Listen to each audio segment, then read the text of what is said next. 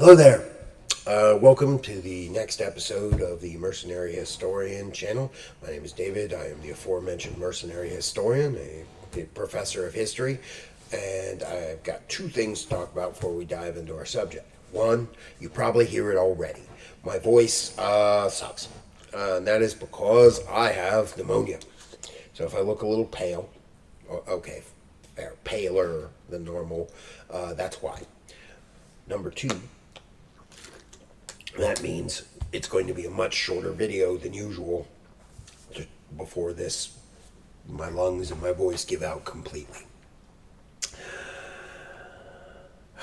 The other deviation is going to be I'm going to talk about something rather than an older historical topic. I'm going to talk about current events. Unfortunately, as you probably saw in the title, I'm going to talk about the election for a minute or two, however long you want to keep watching. The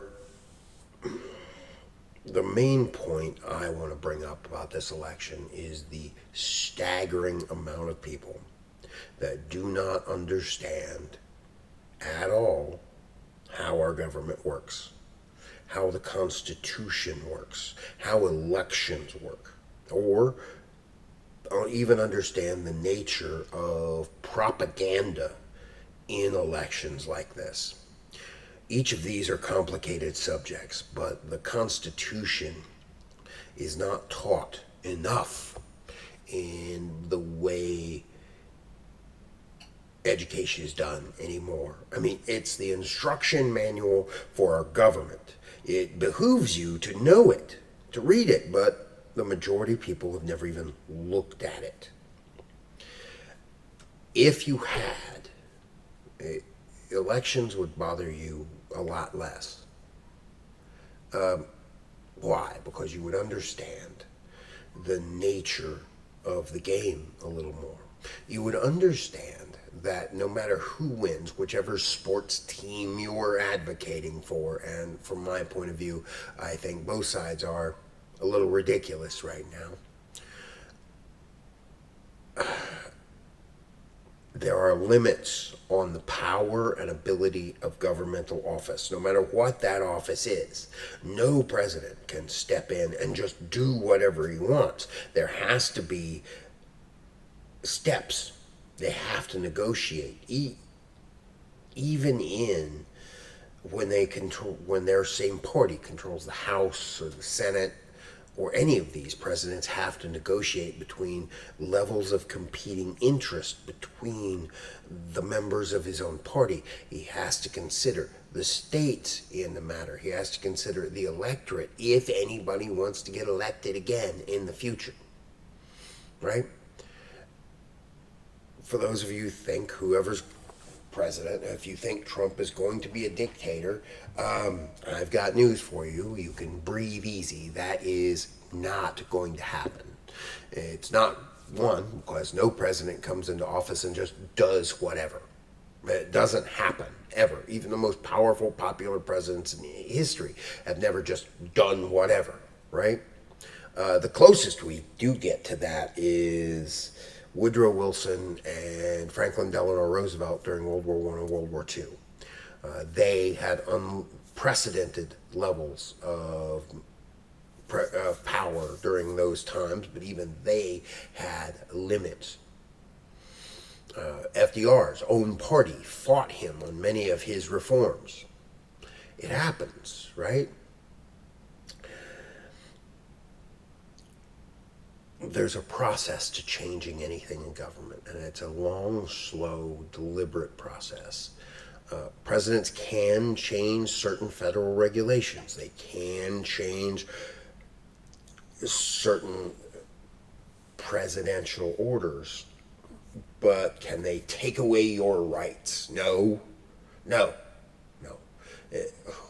Which rights are we talking about they're going to take away? They can't get rid of the Constitution. Why? Well, one, they'd have a lot of problems. First, from the U.S. military. I hate to tell you all this, but no, actually, I love to tell you all this. The U.S. military, when you go in, you take an oath to serve the Constitution. You don't go in to serve the president. Don't go in to serve a person.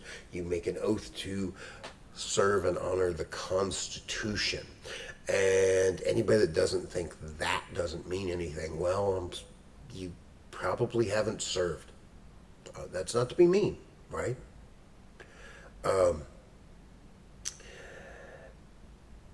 It's the military's, they're the final line of defense against dictatorship. So if the military is not going to follow, members of the military are under orders not to follow. They're held by law not to follow unlawful orders. Right? Now, presidents can't just change the Constitution. To do that, you need to go through the Congress. You need to go through the House and then an amendment, which is what is needed to change the rights in the Constitution. It requires 38 of the 50 states to ratify it and agree. I don't know about you, but I can't think of any one issue 38 states would agree to right now. Right? Breathe. With time and experience, you see how these moments of propaganda, calling Trump a Nazi or a fascist, he's not, right? I hate to tell you, but he's not. Any more than Biden was a communist or a socialist. That's not the truth.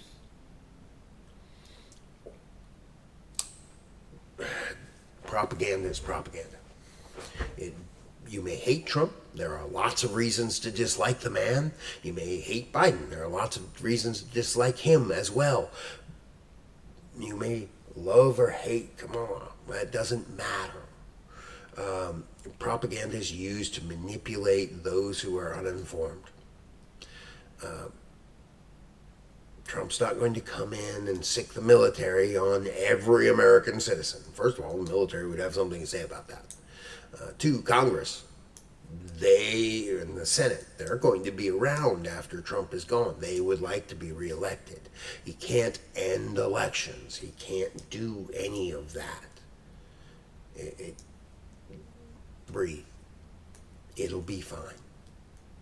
At worst, if he's a terrible president in 4 years, we'll have a new one. If he's a good president, hey, take the benefits. But he hasn't even stepped into office yet, and people are, you've all seen the videos on YouTube. Really, relax. Relax. Fear doesn't, this kind of fear-mongering doesn't do anybody any good, and that's kind of all I have to say on that matter right now. Read the Constitution. Look at it. Understand how your elections work. On that note, I will invite you to ask me any question you've got on this. I will do my best to answer it. I don't have all the answers clearly.